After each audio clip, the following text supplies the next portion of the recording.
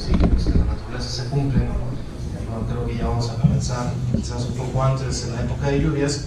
Fíjense que esta época es la mejor época para un servidor, como digo, sé que tengo una nariz muy bonita, pero muy inservible, porque padezco de muchas alergias y ese tipo de cosas. Cuando estaba un poco más joven, mucho más joven diría yo, un otorrino me dijo que sí tenía cierta desviación del tabique, de hecho mi tabique está así, pero que así muy claramente me dijo: ninguna operación te va a servir, así que tienes que aprender a vivir con la rinitis crónica, ¿no? Entonces la mejor época del año para mí es esta, precisamente por la lluvia, que no hay tanto polvo, que el aire está más húmedo, y eso hace mucho mejor mi vida, ¿no?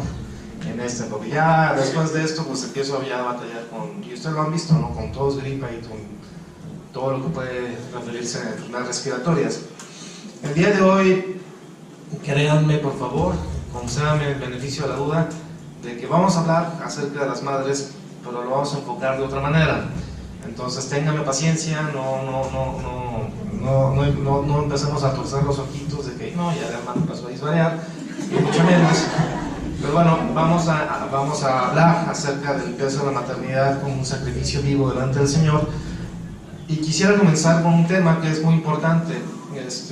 Todos, si preguntamos o salimos a la calle y comenzamos a preguntar espontáneamente a las personas que van pasando a nuestro lado qué opinión tienen acerca de Dios, cada uno va a tener una opinión acerca de Dios, ¿no? Y muchas de esas opiniones están reflejadas por la cultura, ¿no? Es decir, nuestra cultura permea nuestras creencias, o nuestras creencias permean nuestra cultura, son cosas que están muy ligadas. Y de alguna forma todos tenemos algún concepto de Dios, ¿no? Un caso muy claro, ¿no? El caso de Diosito, que es parte de la cultura mexicana, el caso de Jesús y yo somos amigos y ese tipo de cosas, ¿no? Y después de ahí ya vienen otros conceptos que de alguna forma hasta juramos que son bíblicos, ¿no? La Biblia lo dice claramente, ¿no? Y tú dices, bueno, pues ¿dónde dirá la Biblia? Pero bueno, el caso es de que muchos conceptos preconcebidos de la persona de Dios dirigen nuestra vida. Es decir, un concepto preconcebido de la persona de Dios es que todos somos salvos, ¿no? El universalismo como tal, ¿no? Es decir, la salvación afecta a todos y todos vamos a ser salvos de alguna y otra forma, porque ¿cómo puede ser Dios un Dios bueno y tener algo como el infierno, que es un lugar de condena eterna, ¿no? Entonces comenzamos a argumentar acerca de eso y llegamos a conclusiones erróneas, realmente, ¿no? Ahora, ¿dónde es la mejor forma de nosotros podemos cimentar nuestra creencia? Pues en la Biblia, ¿no? En el caso de Dios, del Dios de la Biblia como tal, para quitarnos todos esos puntos preconcebidos, pues lo mejor es estudiar la palabra de Dios directamente, ¿no? Dice la Biblia que la Biblia no es, o la escritura no es de interpretación privada, es decir, no es el monopolio de alguien, no es el monopolio de la persona que está hablando en este momento, no es de que yo tenga la verdad absoluta acerca de la Biblia, sino que el Espíritu Santo nos enseña directamente a los que somos creyentes, a los que hemos nacido de nuevo, y directamente podemos aprender acerca de lo que realmente Dios quiere acerca de nosotros, ¿no? Y el Dios de la Biblia muchas veces, es muy diferente a lo que nosotros tenemos entendido o preconcebido, ¿no? El Dios de la Biblia no es un Dios que nos tenga que estar rogando para que hagamos ciertas cosas, ¿no? Muchas veces tenemos ese concepto, ¿no? Dios me va a aceptar así como soy, ¿no? Otro concepto preconcebido que tenemos es que Dios está a nuestro servicio enteramente, es decir, Dios tiene que concederme la casa de mis sueños, ¿no? Y la casa de mis sueños pudiera ser, muchas gracias, hermano,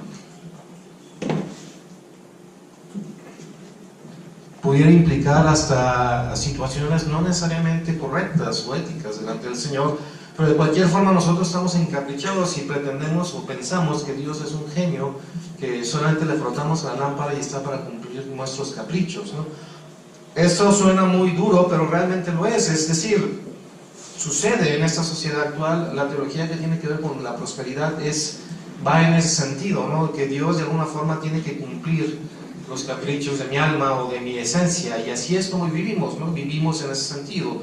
Otro asunto preconcebido es de que nosotros estamos de alguna manera libres de hacer o actuar de cierta manera, finalmente el Señor va a bendecir todos nuestros caminos.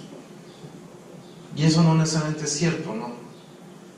Entonces, ¿cómo es que nosotros llegamos a conceptos claros de la palabra de Dios? Pues con la palabra de Dios, precisamente. Dice que toda escritura es inspirada por Dios y útil para enseñar, para redarguir, para instruir en justicia. La palabra redarguir quiere decir, o es un sinónimo, sería contraejemplificar, es decir, poner un ejemplo contrario, un argumento contrario a lo que yo tengo, ¿no? Eso es redarguir. Entonces, cuando usted tiene una idea errónea de la palabra de Dios, usted viene a la palabra de Dios, guiada por el Espíritu Santo, y la verdad distinta de Dios lo confronta con usted, ¿no? Ese es el objetivo de estudiar la palabra de Dios, que nosotros seamos redarguidos, que seamos confrontados, y en esa confrontación, ¿quién debe ganar? Dios, el concepto de Dios, ¿no? Bueno, vamos a orar, vamos a continuar. Señor, te damos tantas gracias por este día y suplicamos que tu Espíritu nos enseñe, Señor, que tu Espíritu hable, que tu Espíritu redarguya nuestros corazones, Señor, que redarguya mi corazón. Ahora, Señor, suplicamos que en tu sabiduría y en tu eterno poder, Señor, suceda esto en el nombre de nuestro Señor Jesús. Amén. Hoy por hoy vivimos en una sociedad un poco complicada, ¿no? Como ustedes pueden ver, hoy pues la situación de nuestro país está envuelta en crisis sociales, económicas. Estamos en un proceso electoral. ¿Por quién van a votar? Muchos de nosotros quizás tampoco hemos decidido por quién vamos a votar. Cosas de ese tipo, ¿no? Y eso genera incertidumbre, ¿no? Pero hoy por hoy los muchachos, particularmente los jóvenes, viven en una situación de el mínimo esfuerzo. Y no por eso quiero que se me ofendan, muchachos. Es verdad, hoy por hoy vivimos en un asunto de mínimo esfuerzo. ¿Qué quiero decir con esto? Cuando yo era joven todavía, en mis tiempos, cuando yo era un muchacho de iglesia, cumplido y trabajador, estaba soltero, ¿cuál era la visión de mis amigos, de mis contemporáneos? Era formar una familia. Era inmediatamente buscar la manera de casarnos. Digo, y en esa época, créanme que la economía era un poco más complicada porque al principio no existían los créditos bancarios para comprar casas. O si existían, estaban muy caros. Entonces, ver la manera de comprar o adquirir una casa, tú siendo joven, recién casado, era muy complicado. No obstante ello, la mayor parte de mis compañeros de iglesia, mis amigos, mis hermanos, que crecimos juntos, buscábamos la manera de fincar una casa, una familia y tener un compromiso y un asunto de sentido de vida, ¿no? Hoy por hoy, y no solamente es un problema de la iglesia, es un problema del mundo. Los jóvenes no se quieren casar, no quieren entrar a ese sentido de compromiso, a ese sentido de sacrificio. Hoy por hoy, ¿qué es lo que sucede? Pues primero satisfago todas mis necesidades, inclusive las que no son prioritarias. Es decir, el teléfono celular, créanlo o no, no es prioritario. No es un asunto de vida y muerte tener o no tener celular, ¿no? ¿Cuántos de nosotros crecimos en nuestra juventud sin celular? Y ustedes dirán, ¿cómo es posible? ¿En qué siglo vivieron? O sea, ese es el punto, no es necesario el celular, ¿no? Sin embargo, hoy los muchachos tienen amistades, salen a buenos lugares, a comer, se van al cine, se van de viaje. Vivir la experiencia pareciera ser el eslogan de esta época, ¿no? Y vivir la experiencia quiere decir, bueno, quiero ir a viajar, hoy es más fácil viajar, quiero comprar mis satisfactores inmediatos, tener una buena ropa, por ahí me pongo de novio o solamente somos amigos. Finalmente que se llegan los 30 años, 35 años y todavía no se han casado. Quieren vivir la sensación, quieren vivir las oportunidades, pero no quieren establecer compromisos, ¿se da cuenta? No hay ese sentido de establecer un compromiso. Sin embargo, fíjense lo que dice Mateo capítulo 10, por favor. Y ahí es donde ya los muchachos ya no les voy a caer también, si es que les caía bien. Mateo capítulo 10, por favor.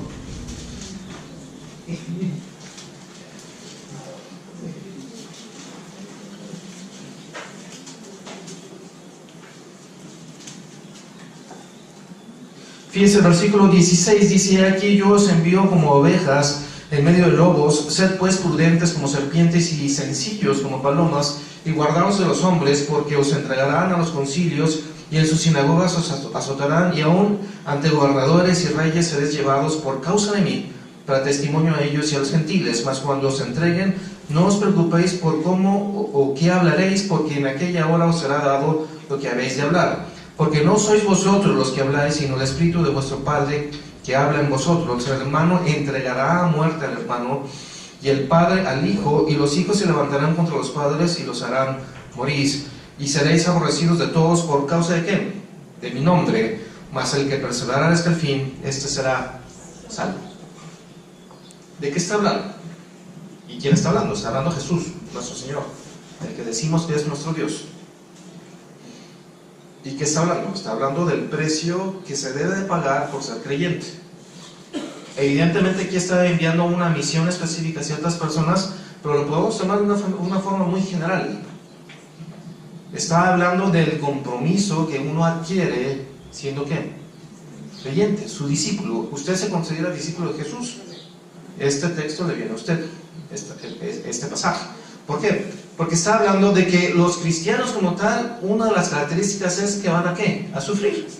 ¿Y van a sufrir por causa de quién? Del nombre de nuestro Señor Jesucristo. ¿Por qué? Porque el nombre de Jesús, y en esta época y en todas las épocas, suena ¿a qué? A fanatismo o a locura. Y si hoy por hoy la idea de vivir es vivir la experiencia como tal, ¿sabe qué? No viene bien ser fanático. ¡Ay! ¿Cómo que no vas a esos lugares? ¿Cómo que no vas a probar esto? ¿Se da cuenta? Pero finalmente nosotros somos de Él, ¿no? O por lo menos la definición dice que somos de Él.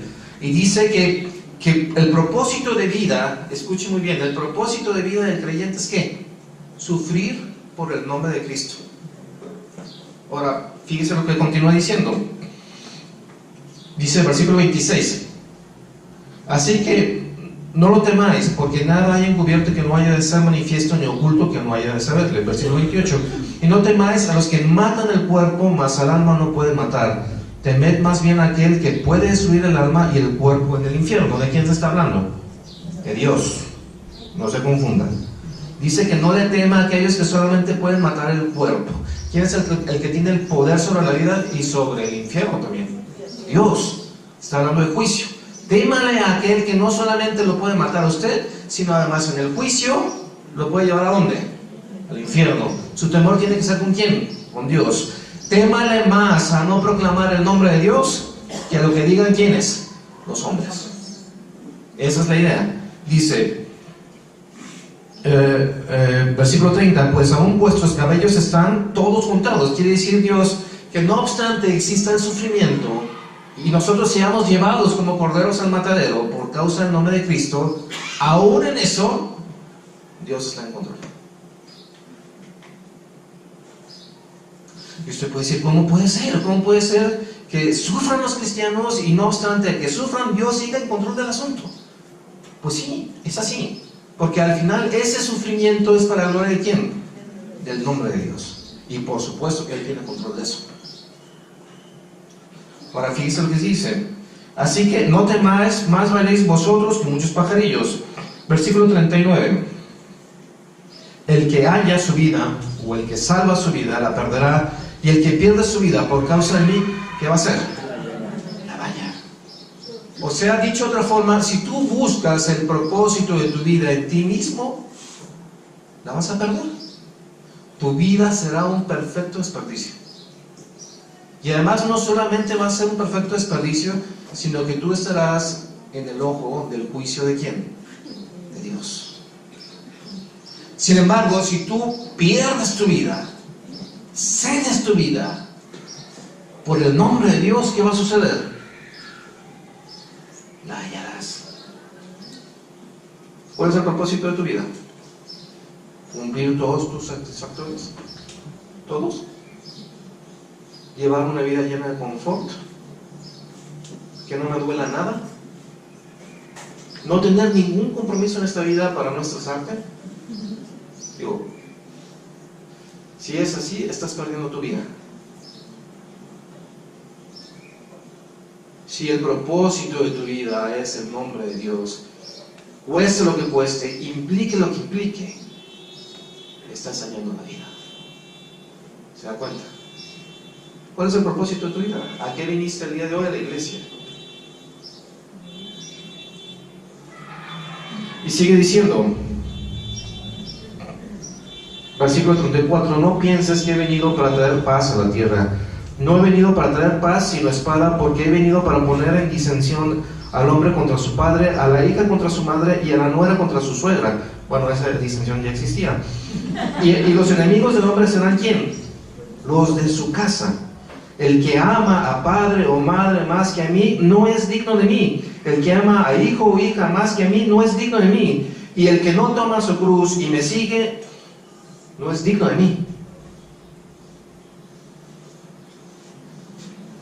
¿Somos cristianos o no somos cristianos? Tenía una conversación en la semana con una conocida mía, una pariente mía, de hecho, y estaba hablando sobre cómo es que nosotros teníamos que resolver cierto asunto. Entonces ella decía que siempre los de afuera pues son más astutos y los ganan. Entonces la contestación mía fue, ¿somos o no somos creyentes? O sea, nosotros no tenemos licencia para hacer lo que sea buscando la bendición de Dios. O sea, no podemos justificar el método. Y no obstante, nosotros nos pongamos en peligro, el nombre de Dios tiene que ser ¿qué? Glorificado. Y el propósito de nosotros es anunciar la gloria de Dios, la gloria del nombre de Dios. Ese es su propósito de vida. Para eso lo salvó Dios a usted. Dice, para que anuncies las virtudes de aquel que lo sacó de las tinieblas y los trasladó ¿a dónde? A su luz admirable. Por lo tanto, nuestra vocación tendría que ser ¿qué? Evangelista totalmente, de tiempo completo, 24/7. ¿Se dan cuenta? ¿En dónde? En dónde estamos. ¿Por qué? Porque ven la luz del Evangelio a través de ¿quién? De usted. Y sabe que en ese propósito de vida puede haber sufrimiento. Lo hemos visto. Y si hay sufrimiento es el precio que nosotros tenemos que pagar. ¿Por qué? Por ser discípulos de Cristo. Lo vamos a ver ejemplificado en 3 personas. Síganme a Mateo capítulo, aquí traigo mis notas, permítame. Capítulo 19, una historia que ya hemos visto mucho. Aquí la leo. Versículo 16, Mateo capítulo 19, versículo 16. Es una historia que tiene que ver con nuestro Señor Jesucristo. Dice, entonces vino uno y le dijo, maestro bueno, ¿qué bien haré para tener la vida eterna? Aquí hay un detalle, ¿no? Primero le llaman bueno a Jesús. Hay una idea preconcebida, como lo mencionas adelante, que hay cierto grado de bondad en el hombre. Bueno, sí la hay. Pero luego nosotros, mi hijo sobre todo lo hace chiquito de 10 años, ¿quién es el bueno de la película? ¿Quién es el malo? ¿No? ¿Quiénes son los buenos y quiénes son los malos? Y fíjense lo que dice nuestro Señor Jesucristo, ¿por qué me llamas bueno? ¿Cuántos buenos hay? Uno. Ninguno. Dice, ninguno hay bueno sino uno, y ese uno es ¿quién? Dios. No hay uno bueno sino ¿quién? Dios. ¿Apelar a la bondad del hombre es una buena idea? Definitivamente no. ¿Quién es el único que es bueno? Dios. Déjame explicarle un poco el tema aquí, ¿no? Porque es un tema que no solamente es un tópico, sino que inclusive es hasta filosófico. Cuando yo estaba en la Facultad de Ciencias, teníamos el privilegio, por decirlo entre muchas comillas, de compartir la escuela con los biólogos, ¿sí? Yo estudié matemáticas, estábamos físicos, estábamos los matemáticos y estábamos los biólogos. Pero luego hay unas historias ahí medias chistosas, pero bueno.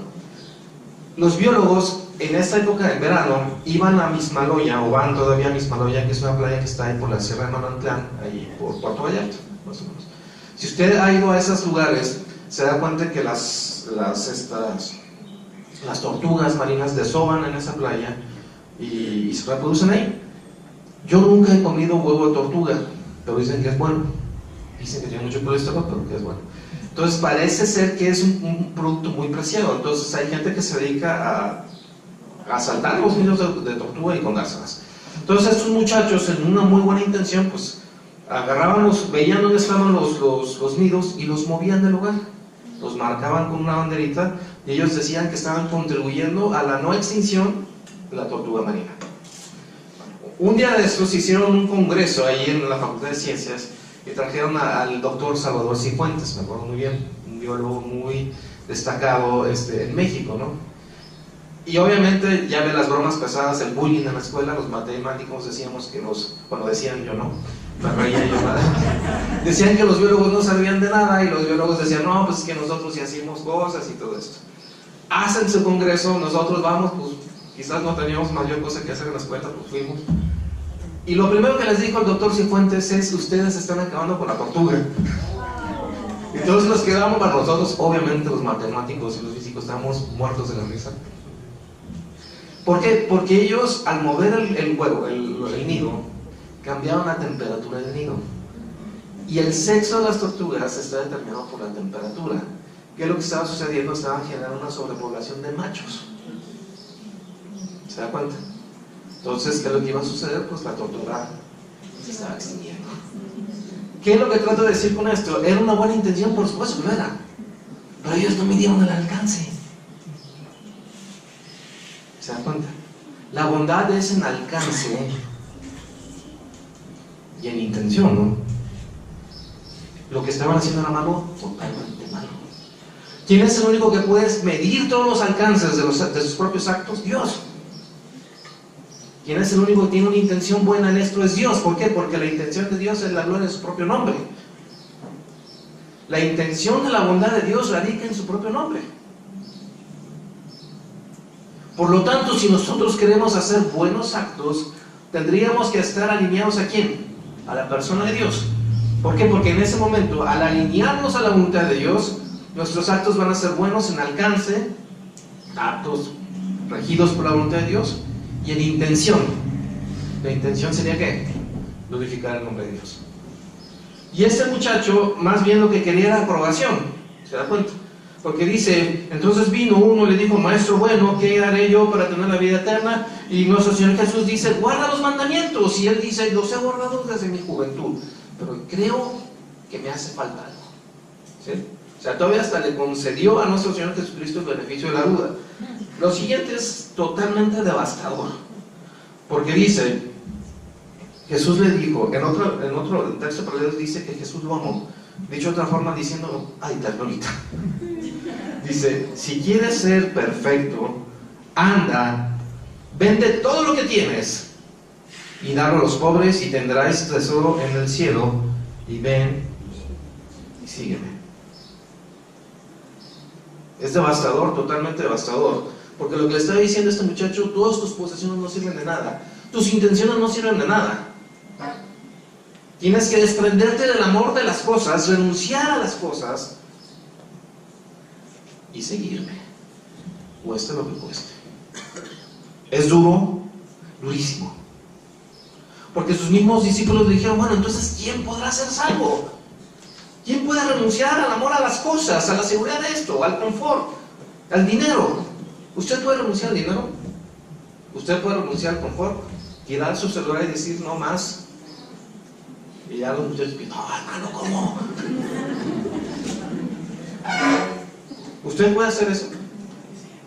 Si usted no puede hacer eso, usted no es un discípulo digno de Dios. Es lo que está diciendo aquí. Léalo con todas sus letras. Es lo que está diciendo aquí. Si usted no se puede desprender de las cosas y de su propia gloria personal, usted no es un discípulo digno de Cristo. Y Jesús es todavía más devastador, porque dice, porque lo que es imposible para el hombre, solamente es posible para ¿quién? Para Dios. Por eso la salvación no es algo que tú puedas ganar, porque es imposible para ti. ¿Para quién sí es posible? Para Dios. ¿Se da cuenta? Otra persona. ¿Qué tal la vida de Pablo? Los muchachos ayer fueron a ver la vida de Pablo al cine y a mí me dejaron en la casa.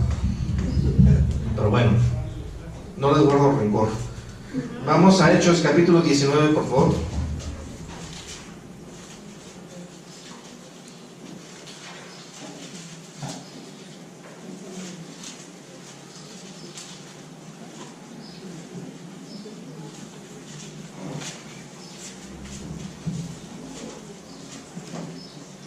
37 al 40, capítulo 19.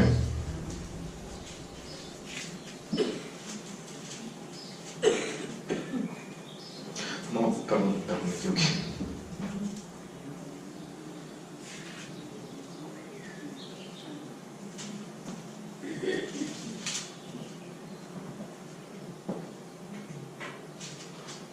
Bueno, el tema es esto. Pablo era un judío y él está delante de una autoridad romana porque en el aeropuerto de Éfeso él declaró que era ciudadano romano, entonces va con el procurador romano y empieza la defensa de él, ¿no? Ahora, Pablo en ese momento era un hombre 40, 45 años más o menos, seguramente ya estaba enfermo. Si tú lo veías quizás delgado, lo veías no con finas ropas, y comienza a defenderse y dice que él es hebreo de hebreos. Y no solamente eso, sino que además él había sido educado a los pies de Gamaliel. Para que usted se dé cuenta, Gamaliel era así como que el Billy Graham de los judíos, ¿no? O sea, un rabino en muy alta estima, ¿no? Dice Antigüedades, un libro que se llama Antigüedades de Josefo, gracias, que en el funeral de él fueron miles y miles de personas. Era Gamaliel, dice que él fue educado a sus pies y por lo tanto él tenía una vocación muy grande. ¿Cuál era su vocación? Porque Pablo está como relatando su conversión. Dice que él iba a Damasco e iba a apresar a todos aquellos que andaban en el camino. Así es como se conocían a los creyentes en ese momento, el camino, ¿sí? Su vocación era que procurar la pureza de la fe judía a cualquier costo. Si tenía que matar a alguien, lo hacía sin remordimientos. Contando su conversión, dice que él iba en ese momento y que una luz sobrepasaba la luz, el resplandor del sol, y le dijo: Saulo, Saulo, o Saúl, Saúl, ¿por qué me persigues? Dura cosa te es dar cosas contra el aguijón. Dice que él cayó en tierra y que todos los que estaban alrededor no entendían lo que estaban viendo ni escuchando. ¿Se dan cuenta? Imagínense qué es esto. Yo tengo una vocación de servicio a Dios, según yo. Pero resulta ser que cuando soy confrontado con la gloria de Dios, yo estaba profundamente equivocado. Devastador. Totalmente devastador. Fíjense lo que dice Hechos, capítulo 9.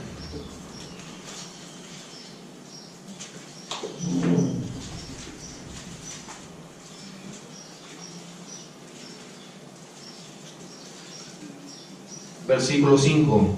Él dijo: ¿quién eres, Señor? Está hablando Pablo. Y le dijo: yo soy Jesús, a quien tú persigues. Resulta ser que yo me consideraba un siervo de Dios.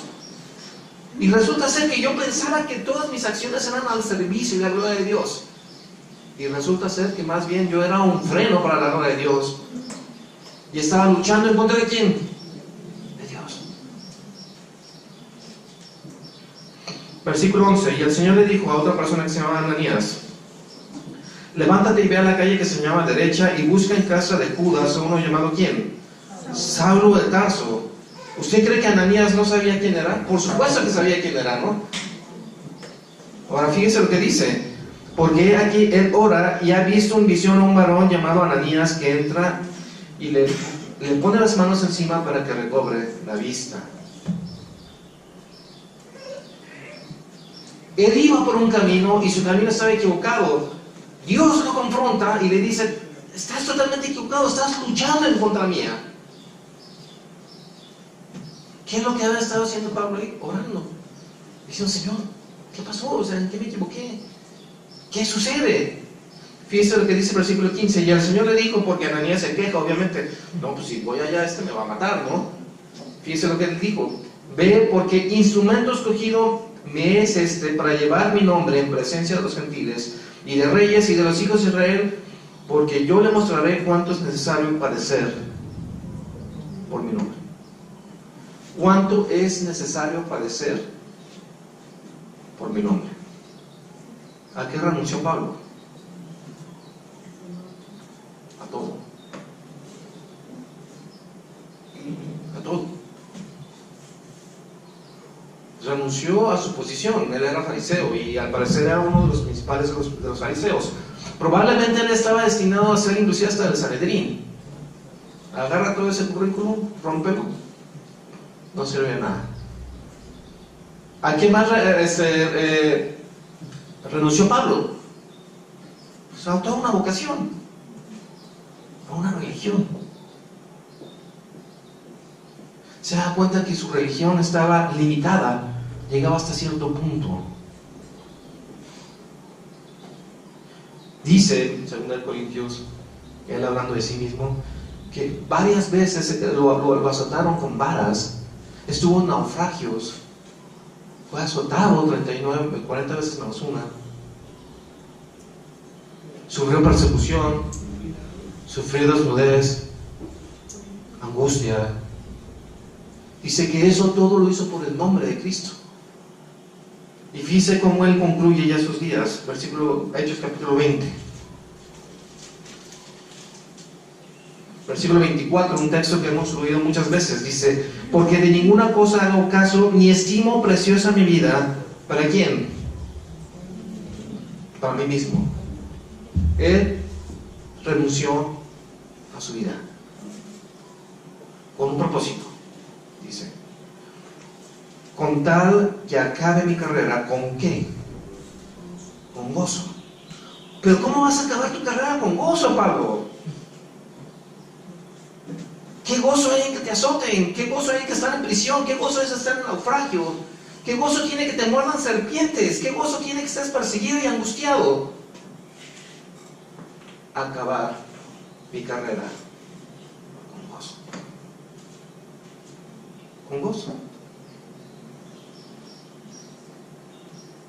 Pablo tenía un propósito de vida en ello. Y ese propósito de vida en ello le producía ¿qué? Gozo. Esta vida le produce gozo realmente. Vivir para sí mismo produce gozo. Vivir sin ningún compromiso produce gozo. Vivir en el enfado de más amar en tu casa, de no comprometerte con nada, produce gozo.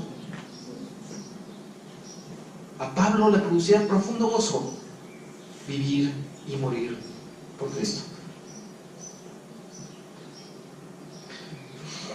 Estaba leyendo la reseña de un funeral, de hecho, unos misioneros que hace poco en Perú confundieron su avioneta con una avioneta de tráfico de drogas y un avión de la Fuerza Aérea de Perú, o sea, un avión, un jet de guerra, pues lo abatió, ¿no? En esa conflagración mataron al piloto, pues una bala le atravesó el pulmón, y mataron a la señora y al niño, y a la niña recién nacida. Sobrevivieron el esposo y el niño. En el funeral hablaron muchas personas. Uno de ellos fue Steve Sain, quizás no lo recuerden.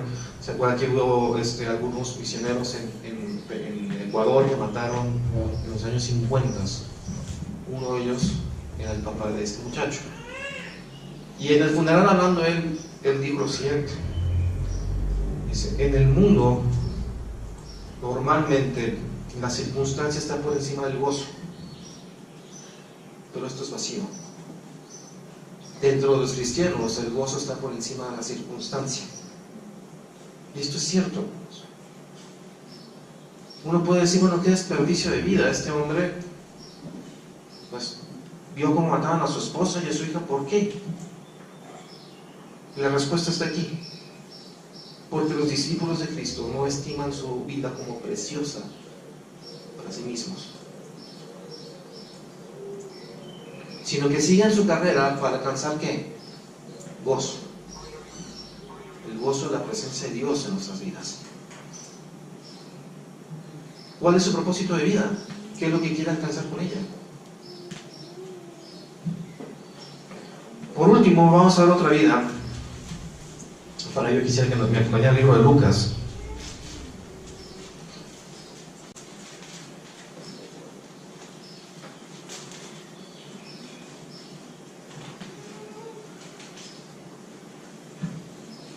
Lucas capítulo 1, vamos a ver la vida de María. Versículo 26 dice: al sexto mes el ángel Gabriel fue enviado por Dios, sexto mes de lo que había sucedido anteriormente. Dice: a una ciudad de Galilea llamada Nazaret, a una virgen desposada con un varón que se llamaba José, de la casa de David, y el nombre de la virgen era María o Miriam. Realmente el nombre es Miriam. Y el nombre Miriam o María o Mara, que son nombres equivalentes, quiere decir amargura. ¿Sí? O sea, si usted le puso a su hija María, pues sepas que le puso amarga. Y a lo mejor, pues así es, no sé. Pero bueno, el tema es eso, ¿no? Ahora, Gabriel es un ángel del Señor que ha estado desde los tiempos de Daniel, unos 500 años antes, dando noticias importantes. Y esta noticia que acaba de dar, o que va a dar, es muy importante. Déjenme hacer un repaso un poco de la cultura judía. María en este momento debe haber tenido entre 14 y 15 años. O sea, mi hija Elizabeth tiene 14 años. Rebequita también tiene como 14 años. Entonces, para que nos demos una idea, ¿no? 14 años y ella ya estaba comprometida. La palabra esposada es más bien comprometida con un hombre que probablemente haya tenido 30 años. Jovencito, un hombre, jovencito. 30 años. ¿Por qué? Porque un hombre no era un hombre cabal dentro de la cultura judía, sino tenía 30 años. Esa es la razón por la cual nuestro Señor Jesucristo comienza su ministerio a los 30 años, porque si Él comienza antes de eso, nadie lo hubiera tomado como un hombre cabal de sus decisiones. ¿Se da cuenta? Una cuestión estrictamente cultural. Entonces, las muchachitas se casaban más o menos entre los 14 y 15 años, y los hombres más o menos a los 30. ¿Sí? Ahora, es muy importante ver que también que en la cultura judía era muy importante casarse, muchachos. No le tengan miedo al matrimonio, era muy importante casarse. ¿Sí? Este consejo no aplica para mi hija, pero bueno. Pero era muy importante casarse, ¿no? Y de hecho, para las mujeres era muy importante tener hijos. ¿Por qué? Porque la bendición de Dios se interpretaba como que la bendición de Dios estaba sobre ti. ¿Sí? Entonces la maternidad dentro del pueblo judío, la cultura judía, era algo muy precioso, muy preciado. Sin embargo, aquí hay ciertos atenuantes. Primero, la muchacha no estaba casada literalmente con José, es decir, ellos dos no habían tenido ningún contacto físico. Y era necesario que así fuera, porque de lo contrario se consideraba como fornicación. ¿Sí? ¿Y cuál era ustedes ya lo vieron, cuál era la pena por fornicar? Era muy probable que tu vida dependiera de ella. ¿Sí? Puesto esto en esta dimensión, dice: entrando el ángel en donde ella estaba, dijo: salve, muy favorecida, el Señor es contigo, bendita tú entre las mujeres. Mas ella, cuando le vio, se turbó por sus palabras y pensaba que esa salutación sería esto. Es decir, ella estaba aparentemente en una habitación, llega el ángel, se le pone enfrente y le dice: bendita seas tú. Órale, ¿no? Dice: y ahora concebirás en tu vientre y darás a luz un hijo y llamarás su nombre Yeshua.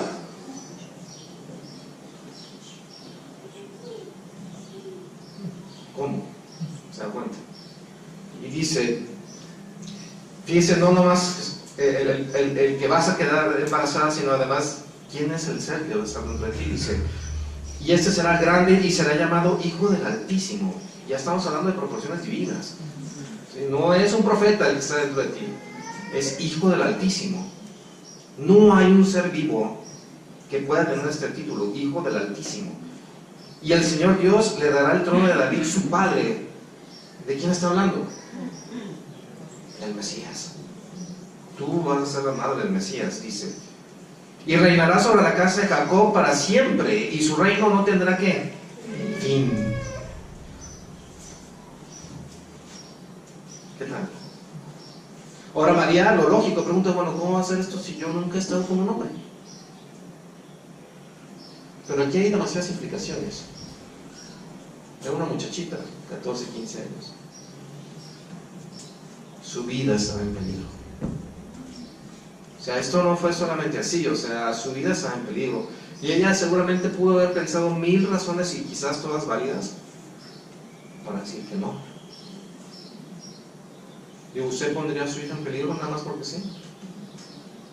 A su hija, a su princesa, a esa niña que está ahí, que ha sido educada, que seguramente ha sido educada en la iglesia, que cuando ha habido llamamientos al altar hasta usted la acompaña. Y cuando usted sabe que cualquier pelafustán que se le acerque, ¿verdad, Omar? Es que él y yo nos entendemos. Cualquier pelafustán que se le acerque se las tendrá que dar contigo. Esa princesa, usted la pondrá en peligro. Es lo que está pasando en este momento. María está en peligro. Ahora fíjense lo que dice ella. Respondiendo el ángel, más bien, le dijo, versículo 35, el Espíritu Santo vendrá sobre ti y el poder del Altísimo te cubrirá con su sombra, por lo cual también el santo ser que nacerá será llamado ¿quién? Hijo de Dios. O sea, no va a ser un profeta, no va a ser un buen hombre, no va a ser un gran maestro, va a ser el Mesías, el Rey de Israel, el Hijo del Altísimo, Dios mismo. O sea, imagínense, ha sido tremendo para ella, muy tremendo. Ahora, ¿cómo lo explicamos hacia afuera, no? Sí recuerda muchas veces que los fariseos, para insultar a nuestro Señor, decían, nosotros no somos nacidos ¿de qué? De fornicación. ¿Y ese es un insulto para quién? Para María. Tú eres producto de la fornicación. ¿De quién? De tu mamá. ¿Sí o no? Ahora, imagínese usted los sentimientos ahí, ¿no? También. Ella cómo se siente cada vez que escucha, pues tu hijo es nacido de fornicación. O tu primogénito es nacido de fornicación. Ahora, fíjese lo que dice ella. Versículo 46, ella va después a visitar a su pariente que también está embarazada. Dice, engrandece mi alma al Señor y mi espíritu se regocija en Dios, ¿quién? Mi salvación, porque ha mirado la bajeza de su sierva. Pues he aquí, desde ahora me dirán bienaventuradas todas las generaciones, porque me ha hecho grandes cosas. El poderoso, santo es su nombre. Esa es la respuesta de una muchacha de 14 años que está su vida en peligro, sabiendo que va a ser un servicio a la gloria de nuestro Dios. Sabiendo que su vida está en peligro. Ahora, no solamente está este asunto, sino fíjense lo que dice. 8 días después de que él nació, la costumbre judía dice que tendrían que haberlo llevado al templo y lo iban a circuncidar, ¿no? Ahora fíjense lo que dice. Versículo 34, y los bendijo Simeón y dijo a su madre María, aquí, este está puesto para caída, para el levantamiento de muchos en Israel y para señal que será contradicha. Aquí María tendrá entre 15 y 16 años. Y dice, y una espada traspasará tu misma alma para que sean revelados los pensamientos de muchos corazones. ¿Por qué le está diciendo esto Simeón a María? Porque ese niño estaba dispuesto a morir en la cruz, con sufrimiento. Y si Jesús nuestro Señor, que es el Maestro, es nuestro Dios, sufrió en la tierra, los discípulos, nosotros, ¿qué esperamos? Lo mismo. A eso somos llamados. El llamamiento para ser cristiano es ese. ¿Y María cómo responde? Alabando el nombre de Dios. Y un profeta, en este caso Simeón, le dice, y además de todo esto, además de que Dios te ha escogido para este servicio, tu corazón va a ser traspasado. ¿Usted qué siente cuando le hacen daño a sus hijos? Ella evidentemente se encariñó con el niño. Lo vio crecer. ¿Y sabe qué? Lo vio morir en la cruz.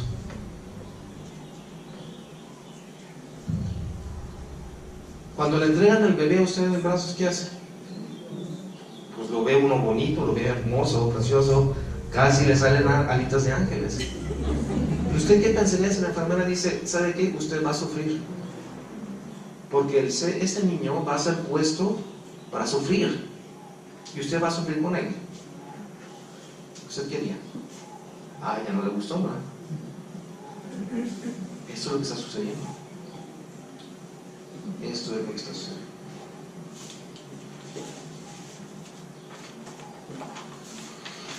Voy a leer un artículo que me pareció muy propicio para este día, el Día de las Madres, teniendo en cuenta lo que estamos viendo. Es escrito por una señora, una hermana que se llama Christiane Huber. Lo puede leer, hay un sitio que se llama Zion God, Diciendo Adiós, de la iglesia Bautista Bethlehem. Lo voy a leer, está en castellano, perfecto castellano, tiene dos errores de ortografía que, bueno, ahí están. Dice: como madre hay una batalla incómoda y constante que se libra dentro de mí. No se trata del dilema grande o dramático de criaré a mis hijos para que amen a Dios, les enseñaré a obedecerle, mis hijos pertenecen a Él. La batalla constante de la maternidad es más sutil, más cotidiana, más ocultable. En el centro está la pregunta: ¿me sacrificaré? O como plantea Oswald Chambers en el libro En pos de lo supremo, ¿estoy dispuesta o dispuesto a gastar y ser gastado? No buscar ser ayudada, sino ayudar. La pregunta cotidiana no se responde solo una vez, con el nacimiento de un niño, con la planificación de la escuela o con la decisión de disciplinar. Esta pregunta, ¿me sacrificaré?, se responde cada día.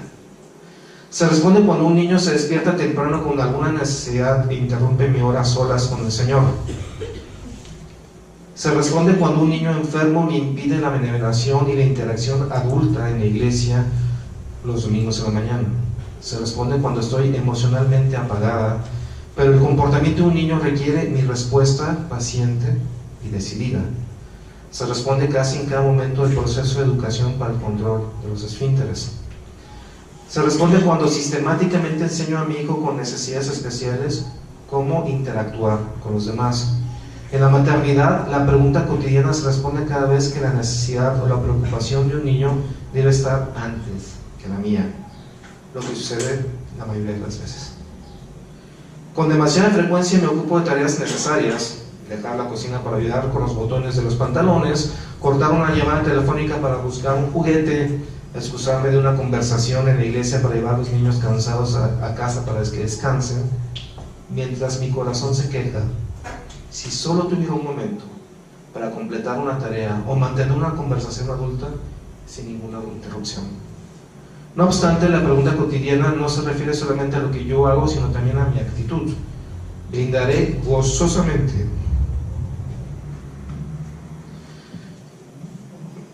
mi vida como una fragante ofrenda al Señor para el beneficio de mis hijos.